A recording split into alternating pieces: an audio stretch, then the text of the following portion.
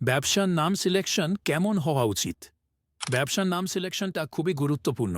আপনি যদি লং টাইমে বিজনেস করতে চান, তাহলে ব্যবসা শুরু করার আগেই এটা নিয়েও আপনার সঠিক সিদ্ধান্ত নিতে হবে। কারণ বিজনেস শুরু করার পরে যদি আপনি নাম পরিবর্তন করতে চান, তাহলে এই রিব্র্যান্ডিংয়ের জন্য আপনার যেমন অনেক টাকা নষ্ট হতে পারে, তেমনি হারাতে পারেন ব্র্যান্ড ভ্যালু বা কাস্টমার। আমরা অনেকে আছি মজার ছলে ব্যবসা শুরু করি, অথবা ব্যবসা বড় হবে তা ভাবি না। যখন ব্যবসা বড় হয়ে যায়, তখনই এই নাম নিয়ে ঝামেলা শুরু হয়।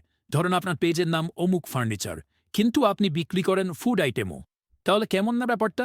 আবার দেখা গেল আপনি বিক্রি করেন ফুড আইটেম, সেখানে নিয়ে আসলেন জামা কাপড়। এখানেও কিন্তু বিষয়টা হাস্যকর। কাস্টমার বিব্রত বা কেনায় আগ্রহ পায় না। আপনি যদি শুধুমাত্র ফুড আইটেম নিয়ে কাজ করতে চান, তাহলে নামের সাথে ফুড রাখেন। যদি শুধুমাত্র ফ্যাশন আইটেম নিয়ে কাজ করতে চান, তাহলে শুধুমাত্র নামের সাথে ফ্যাশন রাখুন। কিন্তু যদি আপনি মাল্টিপল প্রোডাক্ট নিয়ে কাজ করতে চান, তাহলে ব্যবসার নাম হতে হবে এমন যে নাম দিয়ে নির্দিষ্ট কোনো কিছু সাজেস্ট করে না, যদি না আপনি নির্দিষ্ট কোনো প্রোডাক্ট বা ক্যাটাগরি নিয়ে কাজ না করেন। নাম হতে হবে এমন যা দিয়ে যে কোনো সময় যে কোনো প্রোডাক্ট নিয়ে কাজ করা যায়, যেমন প্রাণ, রুচি, বসুন্ধরা অথবা দারাজ, ইজি, আড়ং ইত্যাদি।